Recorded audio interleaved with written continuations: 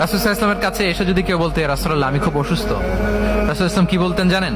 রাসূল সাল্লাল্লাহু আলাইহি ওয়াসাল্লাম বলতেন, লা বাসা আলাইকা তুহুরুন ইনশাআল্লাহ।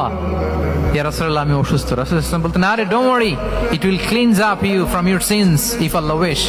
ইনশাআল্লাহ এতে তোমার যে গুনাহ টুনা আছে, পাপ আছে, এই পাপগুলোকে আল্লাহ তাআলা এই অসুস্থতা দিয়ে মোচন করে দিচ্ছেন। পড়েন সুবহানাল্লাহ। তাইলে আপনি অসুস্থতার মধ্যে একটু হালকা হলেন না, যে জ্বরে ভুগতেছি কিন্তু এই জ্বরে নাকি আমার গুনাহ মাফ হয়ে যায়।